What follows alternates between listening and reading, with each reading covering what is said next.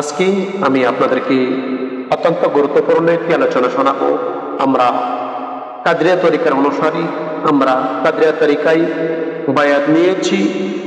তো আমরা যেহেতু কাদরিয়া তরিকায় বায়াত নিয়েছি, গৌসুল আজম গৌসে পাক বড় পীর আব্দুল কাদের জিলানী আমাদের খবর ওনার কাছে আছে কি, উনি আমাদের সম্বন্ধে অবগত আছে কি, সেই সম্পর্কে আজকে আলোচনা।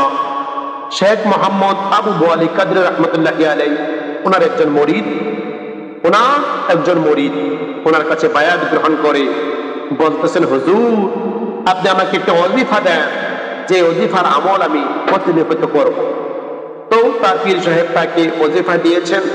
ওজিফার পাশাপাশি তাকে বলছে, যখনই তুমি কোনো বিপদে পড়ে যাইবা, যখনই কোনো বিপদের সম্মুখীন হবা, তখন তুমি পড়ে নিবা আগিসনিয়া গাউসুল আজম দস্তগীর, আগিসনিয়া গাউসুল আজম দস্তগীর।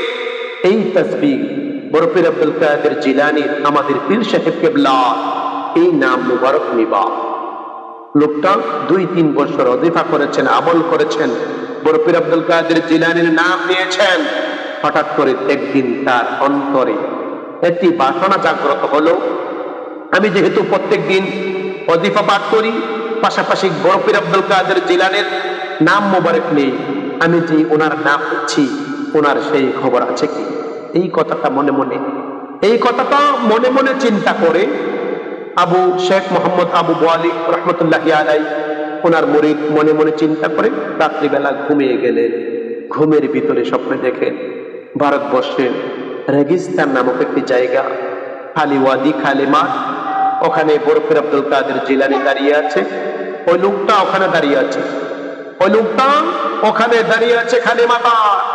বড় পীর আব্দুল কাদের জিলানী বলে, ও আমার মুরিদের মুরিদ, তুমি কি মনে করেছো? তোমার খবর আমার কাছে নাই। শোনো, আমি যখন কোনো আল্লাহর বান্দাকে স্মরণ করি, তখন ওই ব্যক্তি আমাকে স্মরণ করে। আমি তাকে আগে স্মরণ করি, পরে ওই ব্যক্তি আমাকে স্মরণ করে। শোনো, আমার কোনো মুরিদ যদি সূর্য যেই জায়গা থেকে উদিত হয় ওখান থাকে, আর আমি যদি সূর্য যেই জায়গায় অস্ত যায় ওখানে থাকি, আমার মুরিদের কাপড় যদি হাতের উপরে উঠে যায়, আমি ওই কাপড়টা ঠিক করার ক্ষমতা আমাকে আমার আল্লাহ দিয়েছেন। জোরে জোরে কই সুবহানাল্লাহ, সুবহানাল্লাহ, সুবহানাল্লাহ। বড় পীর আব্দুল কাদের জিলানী বলেন, আমি বাগদাদ থেকে আসছি, আমি দেখেছি তোমার মাথার মধ্যে কি নাই, কিচ্ছু নাই, খালি মাথা। এই জন্য তোমার জন্য আমি একটি পাগড়ি নিয়ে আসছি, নাও পাগড়িটা নাও। এই কথা বলে উনি যখন পাগড়িটা দিচ্ছে, মুরিদ পাগড়িটা এভাবে নেবে, হাত বাড়িয়েছে, এমন সময় তার ঘুম ভেঙে গেল। সে দেখতেছে সে তার ঘরে